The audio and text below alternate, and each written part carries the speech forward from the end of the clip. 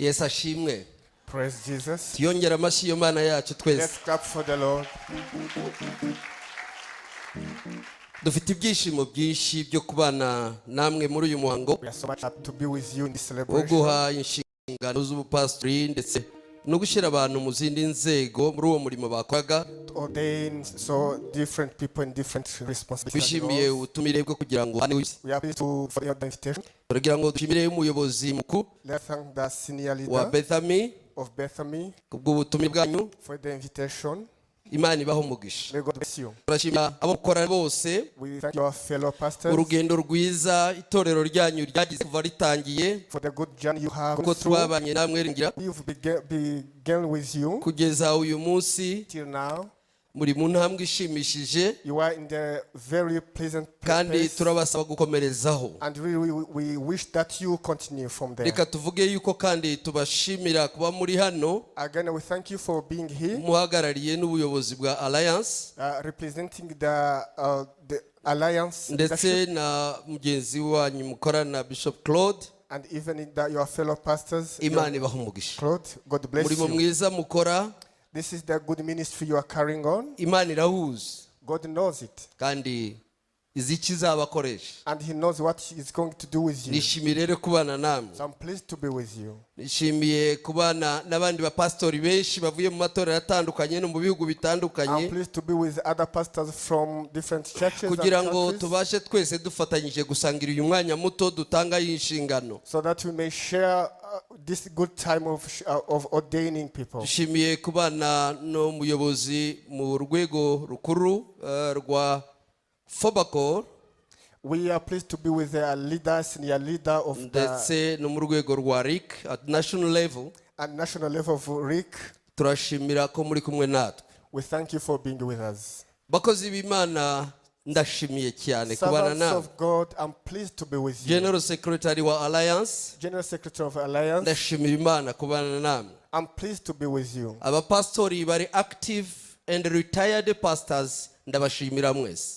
Active pastors, retired pastors, I really Abakozi thank you b'Imana very mu much. nzego zose zitandukanye ndabashimira kubw'uyu munsi. Servants of God, all of you, I thank you today.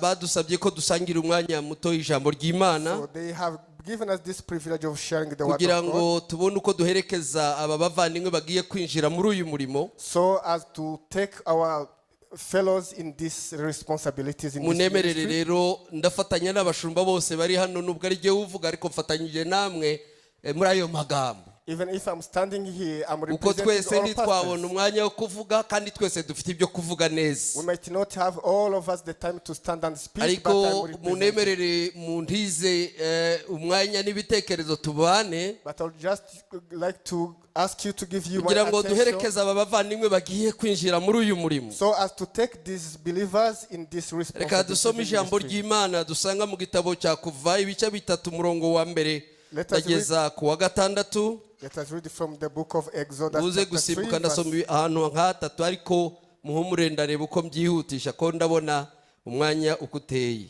I will try to read quickly. kandi kubera gusobanura birimo birafata double time. It's even going to take time as we are translating.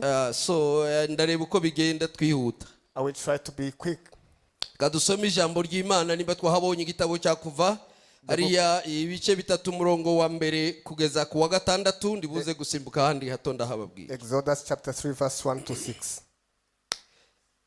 Icyo gihe Mose yaragiraga umukumbi wa Yetiro sebukwe, umutambyi w'Imidiyani aturikiriza umukumbi nyuma y'ubutayu ajya ku musozi w'Imana witwa Horebu. Marayika w'Uwiteka aramubonekera mu kirimi cy'umuriro kiva hagati mu gihuru cy'amahwa. Arareba abona icyo gihuru cyakamo umuriro nticyakongoka. Mose aribwira ati reka ntambike ndebe iri shyano riguye menye igituma igihuru kidakongoka. Uwiteka abonye yuko atambikishwa no kubireba, Imana imuhamagara iri hagati muri icyo gihuru iti Mose, Mose. Aritaba ati karame. Iramubwira iti wikwegera hano kandi kwetura inkweto mu birenge byawe kuko aho uhagaze aho ari ahera. kandi iti ndi Imana ya so, Imana ya Abrahamu, Imana ya Isaka, Imana ya Yakobo. Mose yipfuka mu maso kuko atinye kureba Imana. Tuje muri icyo gitabo igice cya 4 umurongo wa mbere kugeza ku wa 4. Mose arayisubiza ati ariko ntibazamenya, ntibazabyemera, ntibazanyumvira kuko bazambwira bati Uwiteka ntiyakubonekeye. Uwiteka aramubaza ati icyo ufite mu ntoki niki? Aramusubiza ati ni inkoni. Aramubwira ati yijugunye hasi. Ayijugunya hasi ihinduka inzoka. Mose arayihunga. Uwiteka aramubwira ati rambura ukuboko uyifate umurizo. Arambura ukuboko arayifata irongera iba inkoni mu ntoki ze. Soreje mu butumwa bwiza mu gitabo cy'isezerano rishya mu igitabo byakozwe n'intumwa ibice 20 umurongo wa 28. Let's go to the book of Acts chapter 20 verse 28 ngere ku 29 to 29. Mwirinde ubwanyu murinde umukumbi wose umwuka wera yabashiriyeho kuba barinzi kugira ngo muragire itorero ry'Imana iryo yaguze amaraso yayo. Nzi yuko nimara kuvaho amasega aryana azabinjiramo ntababarire umukumbi. Mwakire ijambo ry'Imana. Receive the word of God. Uyu munsi rero kuko twari tubivuze ni umunsi mwiza. Today is a very special day. Ni umunsi usa neza. It's a very good day. Abantu bambaye neza. People are wearing smartly. Ariko ibyo bagiye gukora, but what they are going to do, birasa n'ibyo batambaye. They don't like, they are not at the same as what they are wearing. Kuko umurimo bagiye gukora, because the ministry they are going to be in, it is not to be wearing like we are wearing. It is not even the day of decoration. It is the very hard ministry. It is the field ministry. It's very hard ministry. It's as if you can see the farmer. They are celebrating for a farmer. A special celebration. Yet where he spent days, he spent the day with the hook in his hand. In this day they always have two things.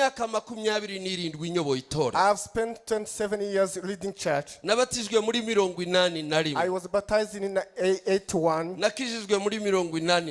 I got saved in 84. It's somehow confused. And I was somehow confused. The way someone can get baptized before even got saved. I got just baptized without knowing what I was doing. On the journey, in that journey, I got to know the salvation. 84 on December. That's why in the day of like this, two things happen this day. One is joy. It is joy to have others. It's a joy to receive other soldiers at the battlefield. It is a joy to have those responding to the calling. It's knowing that God is still calling people. The ministry is still on. It's such a great joy for us. It's such a great joy to see young people. So this generation of ours is passing, but God is calling others to take over. We are much pleased with that. Let's clap for the Lord. For the Lord who calls others. So many people just want to retire, but they don't want people to hand over. So give over to others. That's how church works. If you are aging, please give others. That's the great joy I have with my fellows. But again, we have a kind of sorrow today. How come someone can have a sorrow? Yes, it is possible. How come someone can have such a sorrow yet they have joy? Because this is a day of calling. It's because so many people might even not know what they are going to. My pastor told me The young man said, I will lay down ngo nawe agere kuri hariya mazi baha abapasitori. until I drink the water pastors drink. You just come for the bottle of water.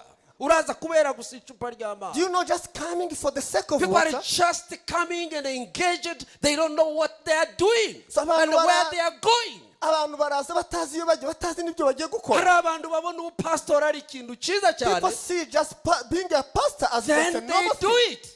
Ariko ntashobora kubikora. Nigeze kuganira hafi ndagira ngo hari nko muri 2002 na minister umwe hano. Around 2002, I talked Yatubwiriraga to one ikiganiro. person, and he was giving us a speech. Aratubwira ati naganiriye n'umusociologue. He said, I talked to the sociologist. Ndamubaza ambwira ko hari umupasitori. He told me that he's a pastor. Ndamubaza ndi koko n'uburyo igihugu gikeneye abasociologue pe tiwaza ngo dufashe mu rwego rw'igihugu. I asked, there's such a way the country needs None you. wabaye How can pastor you go kandi and be a pastor? tugikeneye. Urumva kira gihe bari bagikeneye abantu be. And you know, at that time they needed so many aramubwira ngo skills. erega nasabye akazi ntimwakampa bituma nja kuba pastor. And he said, yes, I requested for a job. You didn't give me a job. I Birababaza want to be iyo a umuntu pastor. aza muri uyu murimo atazi kubera ikawurimo. Now, it is very terrifying for a person to come I in this welcome you, ministry. brother.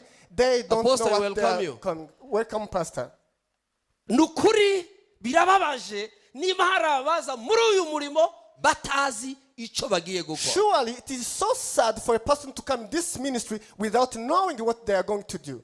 Reka mbabwire ko uyu muhamagaro urimo ibice bitatu ndabivuga nihuta kandi ofete iyi ni package njamo abapastori iyo bagiye gutangira uyu murimo. Now this calling is threefold. Kandi nditanga kenshi igihe cyinshi. And this is always the commendation I do give always. Kanziga n'abagenzi banyu.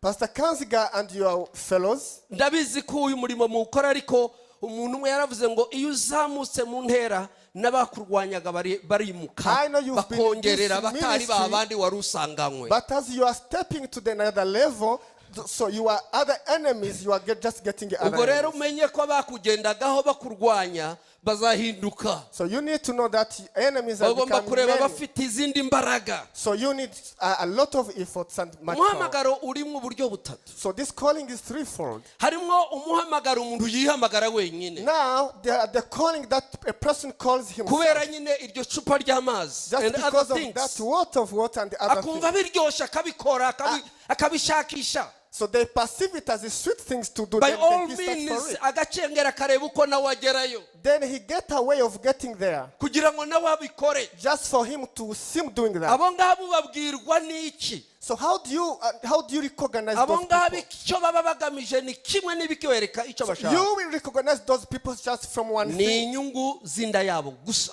Just they are looking for their iyo hatari own mu inyungu benefits. y'inda yabo tubabwire. They are just looking for their own benefits. abo barihamagaye. Those people have called hari themselves. abahamagarwa n'abandi. Others just are being called the by others. colleague bakavuga bati ngwino ni wowe ubishoboye. So they meet with colleagues and say, come and be a uzatuyobora ariko pastor. natwe tuzagushigikira. Come and be leaders, we shall support uwo you. nguwo ikijya kimugaragaza And you shall recognize them. niyo ahuye n'intambara, But when he faces niyo ahuye n'ibihe challenges, bigoye, he faces hardship. ntashaka imana kuko bataziranye, He doesn't seek Lord because they don't know each ariko other. ashaka ba bandi bamuhamagaye. He went to seek support from those who yewe called bamuha him. n'amabwiriza y'abakora n'ibyo atagomba gukora. They even instruct him on what he uriya wants to ntasengerwa or ku what he's not going to budiyakoni, do. uriya arasengerwa. You are going to put this as a deacon nitwe or this not dufite going. ijambo, nitwe twagushizeho. We have a say to you. nta mana muvugana at that time. So at that time you don't talk to God, you talk to those who called you. umuhamagaro wa gatatu niyo nkuriya twumvise ku bagabo nka ba Mose That's the calling of Moses. n'abandi benshi bari hano n'abakaziga n'abavandimwe bavuye And Kongo others who n'abandi are bavuye here, hano. Pastor Kanziga and others from Congo. n'ab'Imana ihamagara They are those who are kuko called by Imana God. ikeneye abikoresha. God wants Imana people to ikeneye use. amaboko y'abikoresha. God wants the arms to use. Haleluya. Hallelujah. Imana ikabahamagara. So God calls them. abo rero nibo batuzanye uyu Now, munsi. those people, they are the reason why we're munemerere here. duha amashi aba bavandimwe bari buze guhabwa inshingano, Let's clap for tubashimire ko them. bemeye ibyo. Let's clap for them for responding to that calling. Watchman ni Watchman yavuze ko hariho iminzani itatu umuntu areberaho said umupastori. that there are three balances where you can recognize hari the uburyo true pastor. ubapima ukavuga ngo uyu ni umupastori. There is a way that you can balance them and recognize them as a pastor. umunzani wa mbere The first balance nuko uwo muntu witwa pasiteri ntacyo agomba kuba afana imana ye. is that that person had to be blameless toward his God. Nima uri umupastori If you are a pastor ukaba ufite kamanda and you have a commander ariyo mana who yaguhamagaye is the God who called you, ugomba kumenya ko ntacyo mupfa you n'uwaguhamagaye. need to be sure that you are blameless before God. Nimba uri ku rugamba If you are on the battlefield ariko uwakohereje ku rugamba mutari in communication, and you are not communicating to the you one are who in sent a you the wrong battlefield, way. you are on the wrong way. Uri mu nzira itariyo, You are in the wrong way. wamaze kuyoba. You have missed the point. Amen. Amen. Kuba ntacyo upfa n'uwaguhamagaye. Icya kabiri, You need to be blameless. umuzani wa kabiri, The second balance. kuba ntacyo upfa n'abuyobora. You need to be blameless or Abo unreproachable tuyobora before your congregation. n'abadukurikira So those we lead, they are the one who follow us. dufite imbaraga zo kubereka aho tugana. We have the power to lead them, Ariko rero ugomba kwirinda kutagira icyo mupfa nabo. but you need to heed yourself so that you Ugomba are gukoresha uburyo unreproachable. bwose ubana neza n'abuyobora. You need to live in harmony with your congregation. Icya gatatu, umuzani wa gatatu, Third balance. kuba uhagaze mu muhamagaro wawe iminsi yose. You need to be permanent in your calling. Hey, aho rero aho biragora. And that point is so difficult. Nkunda gutanga n'uru rugero I rwambaye. always give this example that Nari happened to ntuye me. Gikondo, I lived in Gikondo. hanyuma njya gutega tagisi nta modoka nari mfite. Then I went to take a taxi. At that time I Nari didn't have umushumba a car. mukuru w'itorero. I was a senior pastor of the church. Njya kwa Rubangura muri buki igihe amatagisi yacaga kwa Rubangura adafite parking mugahagarara zitambuka. So I stand on the car parking at Kwaruangura. Hanyuma bwari bwije.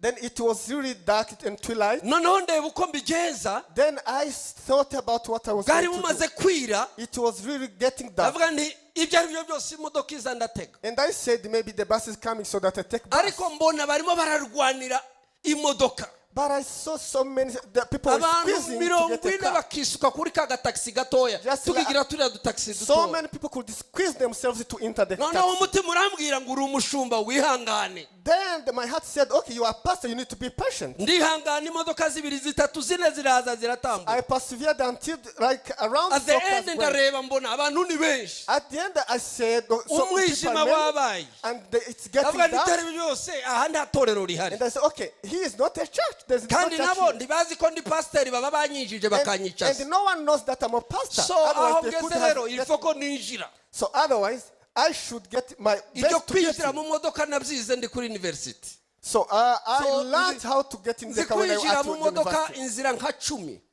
Uburyo nakwinjira muri taxi. I could get different ways of getting in the bus. Noneho rero nkoresha imwe muri izo. So I used one of the ways of Ariko hari getting in the car. nijoro hari mu mwijima But kandi it was in the nanjye twilight. nagombaga gutaha at the end. I need to go back at the end of the day. Noneho rero ndinjira nyine nkoresha izo techniques. So I used my techniques and I get into the car. Ndinjira turwanira iyo mwinjiraga. Hari uburyo mwashoboraga kwinjira mukarenga intebe mukaba batandatu byenda batwara bane cyangwa batanu. You could squeeze yourselves and enter in the So car muri and find yourself technique like around 6. ugomba gukora uburyo ushikamo ukicara mbere y'abandi bakakwicaraho noneho bakaba ari bosohoka. So I had to use different ways so that I get So seated ibyo before byose others. narabikoze. I did Ndimo everything. ndavuga kaziga guhagarara mu muhamagarawo igihe cyose. I'm saying to be permanent and faithful N'umuzani in your calling. w'umupastori. That's your balance. Noneho rero ndijiye ndicaye. I got into the car and I got seated. Kubw'ibyago rero shoferi yatsitara. So unfortunately, the Yatsitara driver kugira ngo put barebe light ko hari on abarenze babasohore. so that he can see if he's having extra people.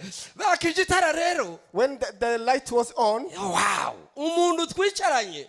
the person seated just near Kandi me, nawe nakora izo technique. and I used my techniques on the person. Ngo pastor ngo nawe winjiye. He said, oh, person, finally you got So in. yaragiye kumbwira ati niwawa. Ubwo sinzi vuga mu technique zose nye. Ati nawe winjiye. Oh, pastor, are you finally here? That was the day that I thought about this again. Uwo umunsi nabashije Mana gutekereza kuri iki yanjye. kintu. Ubu pastori hano buravuga iki muri taxi nabwo? So what does it mean to be a pastor in the bus? Ugomba kuba umupastori muri taxi, You need to mu be a pastor isoko, in taxi, mu in buzima market, bwawe, mu in your itorero, life, no mu buzima busa. in We your daily are called. Hallelujah. Twarahamagawe. Hallelujah. Hallelujah. Uri pastori igihe cyose You are a pastor every time uwo and ni umuzani everywhere. w'ubuzima That's bwawe a balance to your muri life. society uri umupasiteri ku muganda uri In your pastor society, everywhere in the community working, you are a pastor. reka bamenye uri Let them umupasiteri know that you are a pastor. niwo muhamagaro wawe That's your calling. amen Amen. haleluya Hallelujah.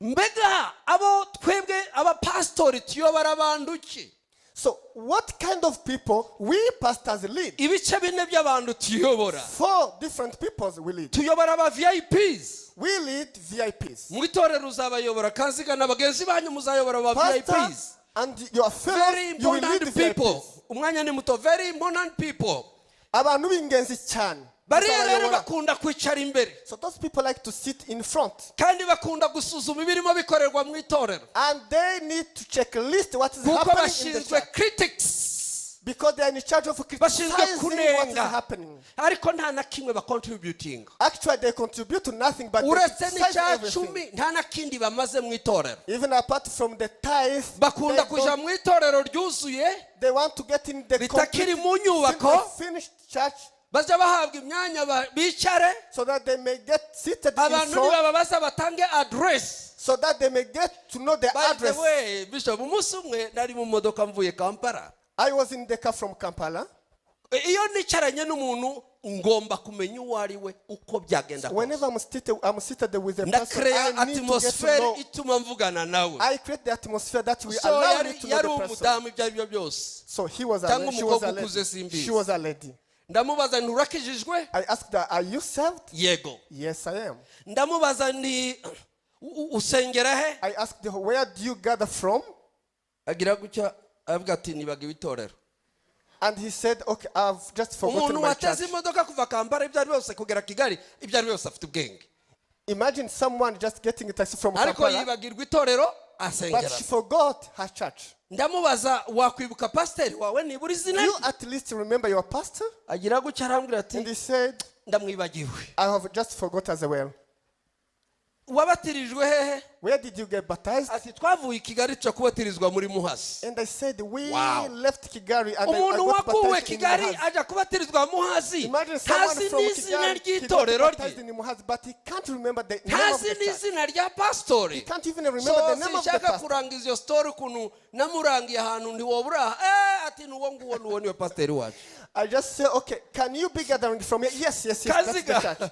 we have a VIPs people who are just there So we have VIPs people. Dufite abantu bari b'icyubahiro bari aho aho. baricaye ariko nibo bambere bavuga ngo ariko bari abasore barabyina bagakabya They are just there criticizing those dancing, those namwe doing muraririmba different umwanya munini ibyuma just byanyu take long biratumena singing. amatwi he doesn't contribute to anything They contribute to nothing, ariko nibo bambere batanga critics but they are the ones who criticize everything. hanyuma abandi muzayobora kanziga n'abariya bagenzi banyu nabo usanzwe unabafite bayi Other kind of people, and you already have them here. hari abo twita aba VNPs They are what we call very nice people very nice abantu beza cyane. bagira karimi we They have sweet umwe speech. narabwirije ahantu araza aranyegera I preach somewhere and someone came to me. arambobera He hugged me.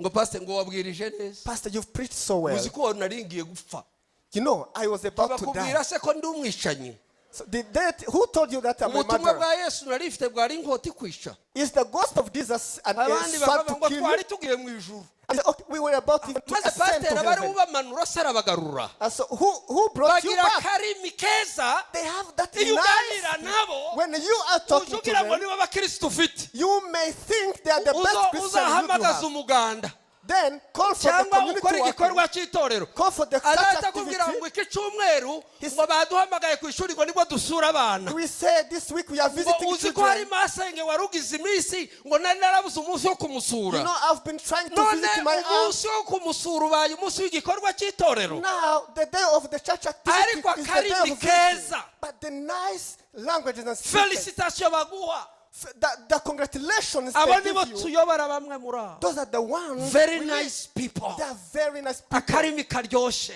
They are very sweet in talks. they don't contribute to anything But they don't as well contribute to anything. nihute kuba gatatu tuyobora Let me talk to you about third aba people. VTPs They are called the VTP. very difficult people Abantu bagoye cyane. Yo! iyi myaka 27 nakwandika igitabo masenga uzanyandikira igitabo. In these 7 years I've been leading church, I can write the whole book. Kandi uzocite very difficult people. And the book, please, I will tell you everything to write in the book.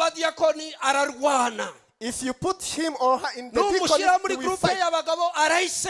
If you put him in the ministry, if you put them in the women ministries, they are very difficult people. They are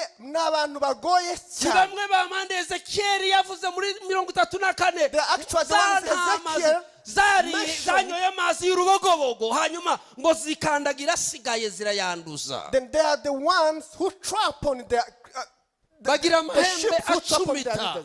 Ajabwira umuntu waje mu itorero ijambo rimwe gusa.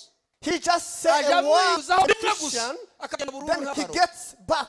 Very difficult. Abona abantu bagoye cyane. Their intention ibyo babasha ibyo baba bashaka. Their intention no kugira ngo mwanya wose wanyu is for you to give them all of your time. 80% ya time pastor akayishira ku muri difficult peoples. Agakemura urusengero rukaba urukiko rukaba ubushinja cyaha rukaba why? Pastor will find himself giving 80% of his time pastor to those difficult people. Pastor ngo ko murakemura ibibazo. Pastor is trying to solve different problems. Is here in the court? Is this in the church? Aba difficult people, they create the attention. Aba pastor bagatumurimo tibasoma ijambo ry'Imana bagahora bakemura ibibazo. So these people, they just make pastors to get all of their time solving to their difficult problems. People. So nukigere umwanya wawe abo bantu bagoye. Nubaho umwanya uzatakaza intama. If you give them time, you shall lose other sheep. By the way, Rick Warren yaratubwiye ngo Imana yaduhamagariye kuyobora intama. Ngiyo babaye ihene nguzubareka ntabwo ari umwanya wawe. Harabungeri bihene we ntukomeza kwiruka ku ihene. Don't run after goats. Imana ntizambaza ihene, Imana izambaza intama. God will not hold me accountable of goats. He will hold me accountable of sheep. That's all. If you become a goat, ihene muyireke ifite abayobozi b'ihene. Leave it. We have the shepherds for goats. Amen. Amen. Hallelujah. Hallelujah. Hallelujah. Hallelujah. So the end abakane rero ni VTPs. So very trained people. The first people, very trained people. N'abantu bahuguwe cyane. Abantu bakunda kwigisha ijambo ry'Imana. Abantu bakunda kwigisha ijambo ry'Imana. Abantu bagira inzara n'inyota yo kumva ijambo ry'Imana kugira ngo babashe gukura bamenye icyo gukora. So that they may grow and get to know what to do. Bagira aba mu itorero. But the problem they have in the church, pastors don't care about them. Those people, instead of nourishing them, edifying them, we take out much of our time caring for them. VIPs who coffee, they don't contribute to the church. Because if he calls you to share, to share the coffee, he shall take you to Marriott and give you coffee, and then plan all of the church activities. Don't drink that coffee. It's a poison coffee. Don't. Amen. Amen. Amen. Amen. Pastor rero n'umuntu udutanga raporo. So pastor is a person who is accountable, who gives report. Pastor atanga raporo handu hane. So pastor gives Kanziga n'abagenzi bawe. Kanziga and your pastor wese afite abantu banagomba guha raporo cyangwa ahantu hanagomba gutanga raporo. You are accountable to 4 people. Icyambere utanga raporo kumana yaguhamagara. First of all, you report all the day. All the day. Iyo bwije imbere y'Imana. Ushushe imbere y'Imana ubwira ngo uyu munsi na ukoresheje mu mbaraga no mu bwenge no mu bushobozi wampaye. Dore izo nakoze ma. While you work this day, this is what you've given me. Report to God directly. N'umuryango wawe. Second, you need to report to your family. Kuvuga ngo ndagiye ngo Imana yampamagaye nje muri Kenya kuvuga ubutumwa. You don't have to say God has called me to go to Kenya. He was about to kill me so that I may go. And the wife might say, okay, we don't have school fees, we don't have and say, I know you are against my calling. And then God shall just keep arranging those things. Get to know that your wife, She is It's your wife, it's your family. She is not God's wife. Ugomba She is gutanga your wife. raporo ubuzima bwawe ibyo uriko ukora ku muryango You wawe. need to report to your family. Amen. Amen. Icya gatatu, Third, guha raporo abanyetorero. you need to report to your church. Abanyetorero bagomba kumenya who you are. The church congregation need to know who you are. Ntabwo turi abantu badasanzwe. We are not unusual Reka people. bamenye ibyo dukora. Let them know what we are doing. Ha raporo abakristo bawe Report to bakumenye. them. Let them know who you Reka are. bakwegere. Let them get close to Let you. them touch you. Reka bagukoreho. Reka bagukoreho na Yesu Let them bamukozeho. touch even Yesu touch Jesus. yakozweho n'abapagani dayo. Jesus was touched by pagans. Abakane rero The fourth duha raporo where you need to report n'abapagani. is the unbelievers. Ureke n'abapagani bamenye kuri pastori. Let unbelievers know that Buriya nibo batanga amanota nubwo nabo tutabashima cyane. they are the one actually Ariko who gives the nubona marks, umupagani even if we aravuze don't appreciate them. pastor ngo nukuri turagushimiye. If they say, oh, pastor, Ariko we nuwumva umupagani thank aravuze you. ariko yeme nukuri n'aya madini nayo nanakabaye pastori uzamenya ko afite akabazo. Iyo abapagani hari akantu bakuvugaho Did even this ugomba person kureba icyo become a ukora. pastor? If you are criticized by pagans, please come back to Niba yourself. abapagani batara atogira ikibazo ngo akwirukire akavuga turiya we turasa. You have a problem. If even an unbeliever cannot come to you for a spiritual support, then get to know that you are lost as they are. Ndihuta cyane kandi ubwo minota yanje niko ndayireba. Let me run quickly. Reka ngubwire abantu baza mu itorero kanzigana bagenzi bawe mugiye guhabwa inshingano sinzi amazina yabo by the way. Sorry. Mbana mvuga byenda amazina. Ariko reka babwire byibura abantu baza mu itorero members. Let me tell you that those people who come to you. Abambere baza mu itorero buriya nabashaka ibitangaza. The first people who will come to you are those who are looking for miracles. Nico gituma mubona nyine twese dusigaye tugira gutya. That's why we all try to perform miracles. Yakira fata Receive. nukubera ko abantu batugana benshi nico bashaka. It is because most of people who come to us just are looking for Kuri miracles. Yesu bamukurikiye benshi barabitangaza. Even those who could follow Jesus, they follow him Yababazwa because of n'umwe miracles. gusa wakorewe igitangaza. Yesu ngo amukize imyaka 37. Can we imagine? Yesu aramukijije.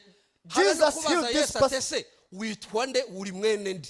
I was amazed by the one person whom Jesus healed. After 7 years, he did not even ask Jesus, who are you? Ngo agere hirya bati kurikorera igitanda ku isabato.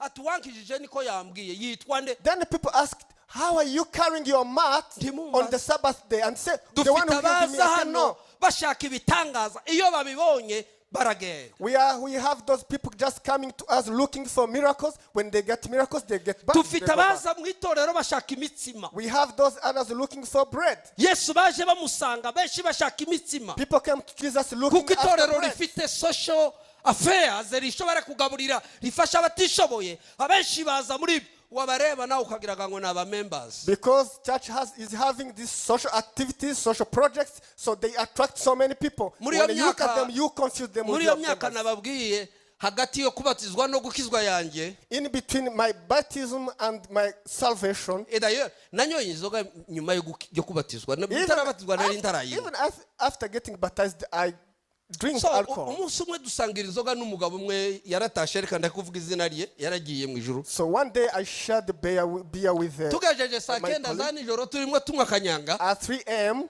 drinking. Ifa ko n'abakristo bamenya ko natwe twabaye pagani. So Christian, you need to know that we used to be pagans. I was not born talking in tongues. Noneho turasinda turafa ngazasigara namureba gutya ngazamona rimwe nk'abantu batandatu gutya ukazubona. So we got really drunk so that I couldn't really perceive him well. Noneho twahwereye. So after getting drunk, twicaye ku muriro ko turamwa kanyanga gusa. We were drinking and drinking. Uwo mugabo ambwira ijambo ntazibagirwa mu buzima bwa. So the man told me what that I will never forget. Simbabajwe yuko twasinze. He said, I'm not so sad because we got drunk. Professor wanje ko je nari ngiri mu ishuri. He was actually my teacher, my secretary. Ati mbabajwe nuko bugunza datanga raporo Kinshasa ngo afite abakirisitu naho twarashize. I am so sad that the pastor considers as the member of the church, yet we are finished. I'm so sad that we are considered as members of the church, yet we are finished. So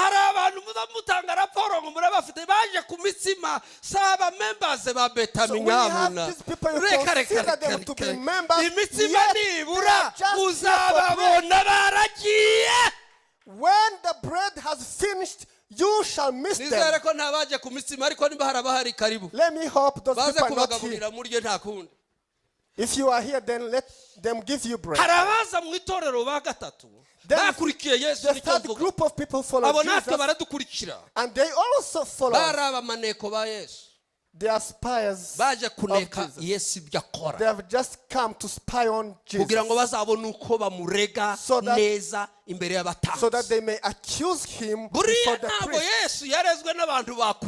No, Jesus was not accused with other people. Listen to this. When they wanted to arrest him, they said, we can't recognize him. We want someone to point us. The person said, come, the one I kiss is the one I want. They didn't know anything about that. So some people are from the synagogue of Satan. The Bethlehem is growing. It's being given birth to the and the devil sends his servant. So he brings back Bethlehem down. Because Sheh will not bring Bethlehem back.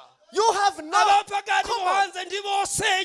And believers outside there cannot destroy Bethlehem. But those live together. The one we are going to dip hands together. That one. They are with us. They are with us. Church meeting, church council. They've been in the church council. They've been with us. They work with us. They've just come to spy on the ministry of the Lord. They want to know the pillar of the church. They want to know the one who tithes more. They want to know the one who prays more. They want to know the one who is gifted more. Then they start by there. Then bagatangirira aho ngaho. I have not been a soldier. narase kabiri kose kuja muri efo nagarukiye mu nzira kabiri kose njya kuri efo imanira ibicisha mu nzira biranga n'ubu sinamenye impamvu. I think God did not want me to be. Genda yashaka ko mba muri uyu murimo gutyo. Maybe he wanted me to be a pastor. Yakoreka mbabwire baravuga mu gisirikare. But in the military service they say, when you are fighting against your enemy ugasigarana urusasu rumwe and you stay with one bullet, ugomba kurukoresha kwica ukomeye mu banzi bawe. You need to shoot the one who is the most powerful of your enemies. Don't just shoot. Urebe commander wabo, urebe uwo bahagarariyeho ari gukubita. Look after the commander and shoot the one. Harabinje mu itorero. There are those who are here to spy on the church. Oh yeah. When you see all people dancing, don't deceive yourself. Everyone can do that. Even in the bars, they put the songs of Israel Mbonyi in all the bars. Yes. But we have those who have come to spy about the freedom of the church. Others, there are those who want the word of God. Abandi baje mu itorero ndihuse noneho mbabwire hariya nasomye soze pastor akora muri bishop akora muri hari abandi baje mu itorero. Some others came in the church. Banaje basanga Yesu. They came to look for Jesus. Baradusanze mu itorero. And they also hari abaza mu itorero baje gukora. They are those coming to church to apostles. Urabizi ko hari abaza baje gukora. You know those coming to serve. Hari nabaza mu itorero baje gukorerwa. Others have come to be served. They are like babies. Iboni kibyana byaho azaharavuga kuzangwa ariko njewe ngo ndimujya musura ariko wenda waza sura bana. They are just there complaining, you don't visit me. Ariko ngo ko mwasuye mama naka ngoje ko mutansuye. You visited the such person, such people, and you didn't visit him. Ariko wenda achaza kora. He's just there to get served. Noneho mureba bagatatu bateye ubwo. And the third people, nabaje kugerageza bakora. They are just come to harabaje test gukora those serving. harabaje gukorerwa no hari nabaje kugerageza bakora. Some are here to serve, some are here to get served, some are here to test those serving. kuza wikundisha cyane kuba pastor urashaka iki? So why are you just trying to make pastors friend you? urugo rwawe uzarweza. You are so much committed as if you don't have uri kwitorero wabayute. How are you so devoted to the to church? discourage other people. Barakugira ngo bace intege abakora. Amen. Amen. Hallelujah. Hallelujah. Umugabo witwa Li Hong Chang wo muri China. A Chinese man called like that.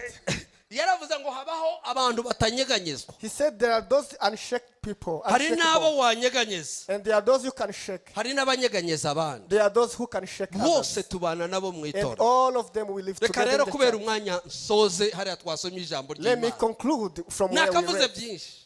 I had much to Ariko say. rero umwanya kuko utabitwemerera. But because for the interest of time, Biri ijambo ry'Imana hariya twasomye. the Bible where we read, Imana ngo yahamagaye Mose. God called Moses. Icyatumye navugaga biri ni ukugira ngo mwumve summary y'ubupastori n'umuhamagaro So wawe. I just wanted to summarize the calling of being a pastor. Nyuma y'imyaka mfite 27, that's a After summary. 7 years, this is the summary of what happened. Twasomye hariya mbivuge mu ncamake. Let me just summarize all this from where we Harimo read. ibintu Mose yabonye, intambwe yabonye, we yita ngo nizo ntambwe z'umuhamagaro. So here we can find what I can call the steps of calling that happened to Moses. Niba koko Imana ari iduhamagaye. If truly God is the one who calls Umva us. icyambere Imana igomba kugukorera. Listen, the first thing that God will do to you, Nukumenya uwaguhamagaye. it is to know the one who called you.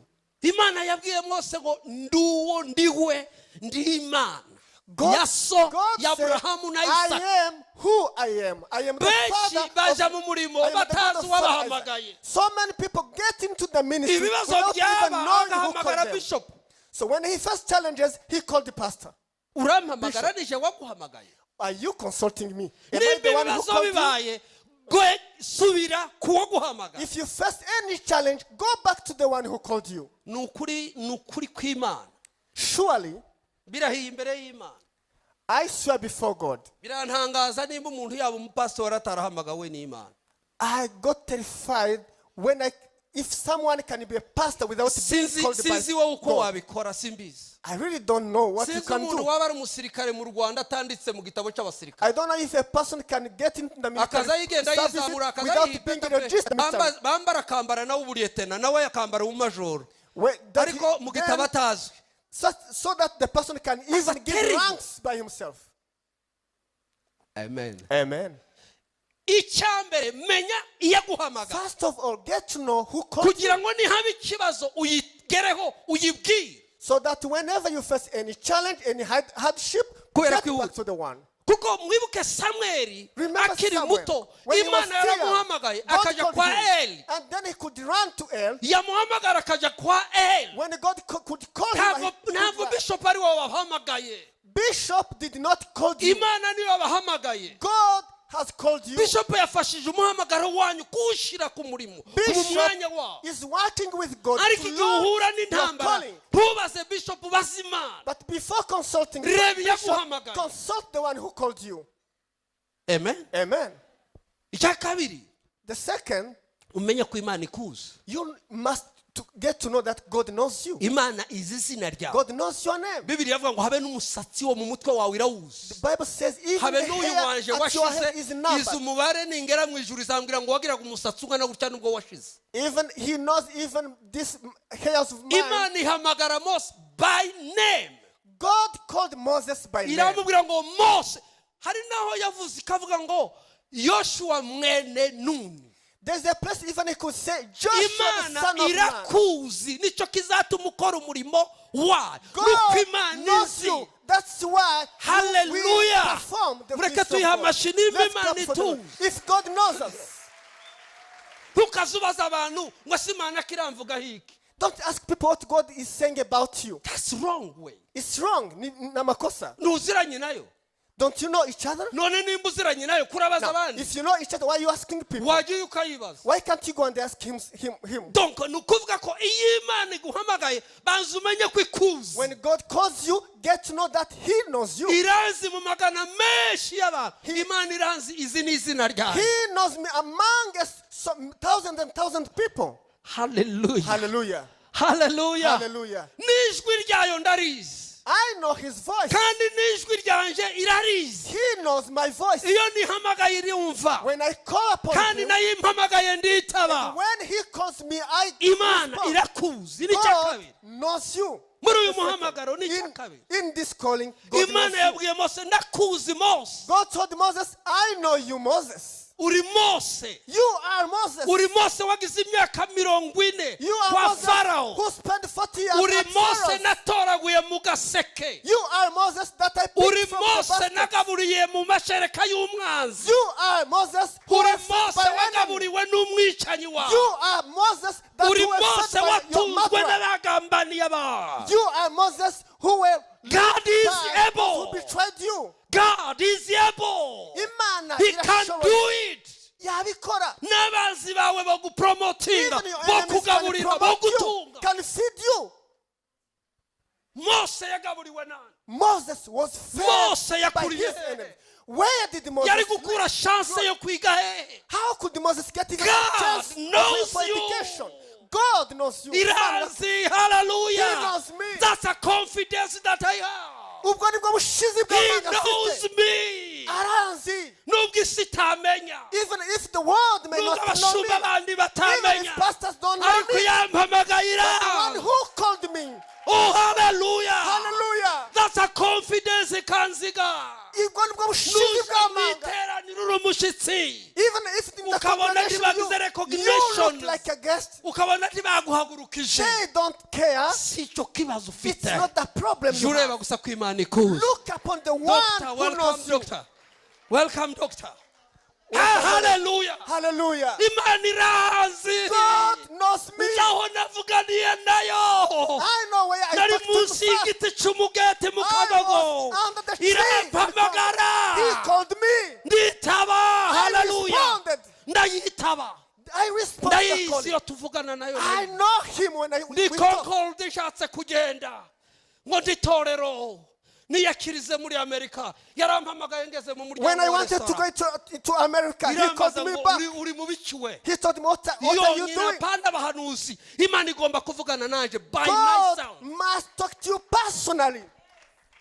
irambwira ngo uri mu biki He told me, what are you doing? toriti kutahe mu Rwanda Get back, get That's your how I ticket came and back. go back.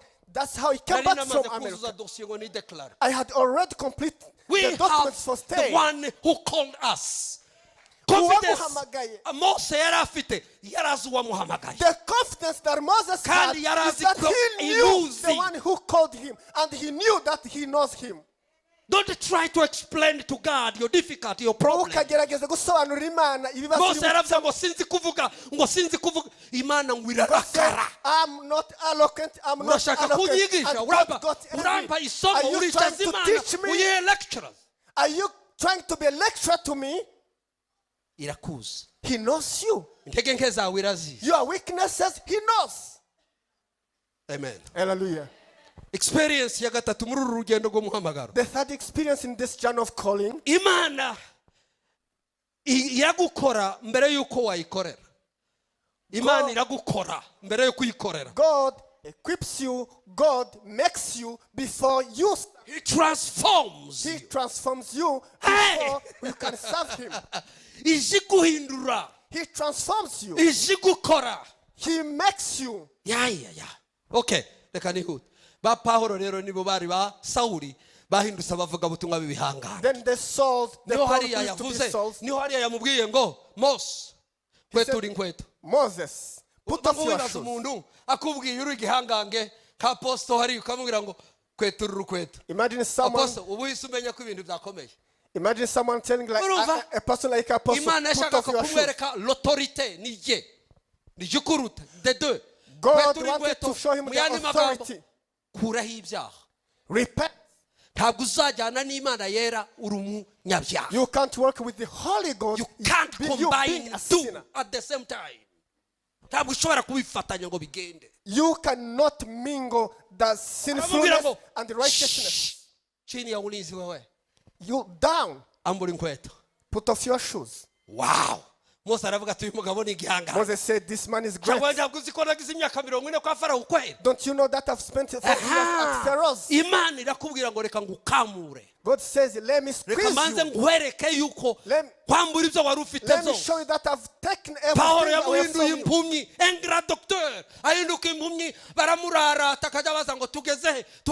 Le grand docteur wari ufite ibarwa ya 500 ufite ibarwa yo kwica abantu ariko Imana doctor to be a blind. When people could ask Paul and say, I know what he did to me. Amen. Amen. Let's clap for the Lord. Imana irakubwira ngo reka ngukamure. God says, let me squeeze you. Let me show you that I've taken everything away from you.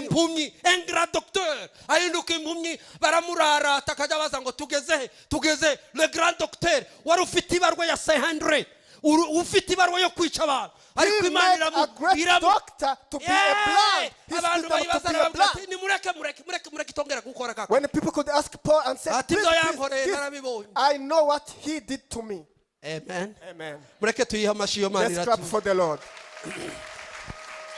So kuko nihuta niyo ikindi cyakane Imana nizakora sicu ufite. God is the one who shall perform, who shall work, not you. It's not about the man that you have. It's not about the degrees you have. He's the one who performs. He's the one who uses you. God, he said, why are you afraid, Moses? Because people reject me. What do you have? What do you have? I just have a rod, a stick. And a dry stick just. And say, throw it, cast it down. And he cast it down. And it became a serpent. A serpent, it was actually the idol, the great idol. Did you see? Moses said, did I have carried the serpent? No, I'm just trying to teach you. Get it back. Moses just bent down. He took from the he became a stick again. God was teaching him, saying, don't think you are the one leading Israel. If you think you are the one leading Israel, it will die from your hands. It will dry from your hands. But if you just let them, I lead them. They shall become great. They shall become more powerful than idols in Egypt. Don't say you are the one leading. Say that it's God who is you. Iriya nkoni ni inkoni iyo iri mu kuboko kwawe ariko nuyirekura iragira ubuzima. Nurekura itorero rukajuririra ariko yeme turirira urusengero nyirarwo ntahari sera. The owner is just aho nditwabaye nka wa undi nagezamana kuri televiziyo uje yitwa Kanyobya hajya wazuririra bibero ati atariko n'umwana se mbayendirira n'ibibero igiye nasomagaho nyabuna. Mureke nyiri torera riririre. Leave the church in the hands of its owner. The church has its owner. Ariko unigute umushumba yovuza induru kunkazanyazwe na nyiraza atararira uri kurarira kubera. How come a shepherd can cry for the cows even anyway, the owner did not cry for them? Ikindi rero Imana iguha icyo uzakora ngiye gusoza. Imana iguha mission. So God gives you a mission. Ntabwo Kanziga agiye kuba umushumba bari wa Pawasi tuvuge barabagiye kuba bayobora urwego runaka. You are going to serve in this. Je nabaye umukinyi imyaka myinshi cyane. I've been a football player for n'ubu bimba mu mutima inamba yanje ni ya 7 nubwo nzasaza ngapfa nzaba kiriyo kuri iyo nimero sinayihinda. I used to play on the number 7. n'izina rya Theophile ryavuye mu mupira ntabwo ari byo data the name of Theophile came from that playing football. So nari umunyamwuga wawo. I used to play professionally. Kugira ngo umurimo muwukore neza mukine neza. For you to play nagize imyaka n'imyaka nja niga nimero yanje. I've spent so many years just learn how to stand on your number. Hagarara kuri nimero. Ntibagusange mu baririmbyi, ntibagusange mu badiyako. Hagarara uri ureke n'abandi bakora ibyo bagomba gukora. Don't interfere in the other departments. Stay where you are. Semeni amina. Hallelujah. Suko ga mwana wa. Uja wumva listen well. Uri umuyobozi ureka abagore b'abagore bakora iby'inama yabo ubareke bagire autonomy yo gutekereza hanyuma wowe ubayobore mu bitekerezo ubahiyerekwa rirerire gusa ariko uri muruzi uri hano uri you are playing, you are interfering. Why? Uri biki wewe mu rusengero?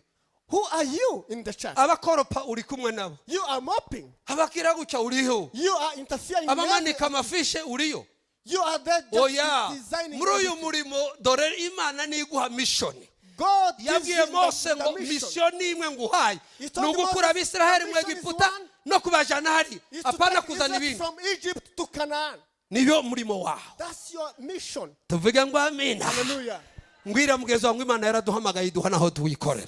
Say to your neighbor, God has called us to serve. So nsoza rero bavandimwe nubwo narengeje umwanya mu mbabarire. Even if I've exceeded my time, I apologize. Imana ibaho muhagarara. May God give you at the standpoint.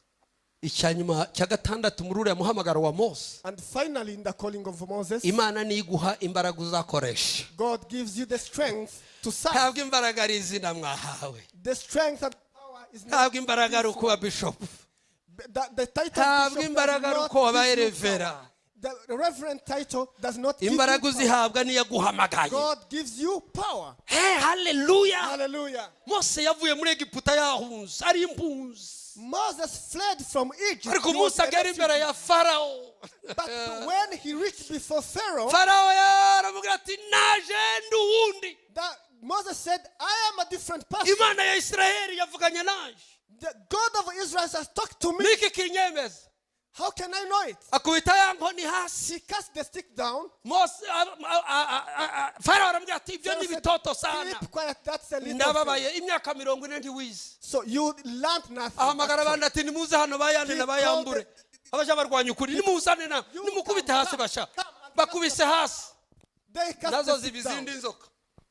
They became serpents as well. Ariko ngo inzoka ya Mose. But the serpent of Moses. Hallelujah. Hallelujah. Uratekereza ngo ni inzoka ya Mose yazimize? No. The serpent of Moses that swallowed ni leadership y'Imana iri muri Mose yakoze. The leadership of God that is in Nico Imana yavuganye nayo ngo kirasama kirabimira byose. It is actually the calling of God that swallowed the serpents. Ndashoje rero. I conclude. Bakozi b'Imana muhamagawe muri uyu murimo. Servants of God who are hariho icyo tubasezeranyije.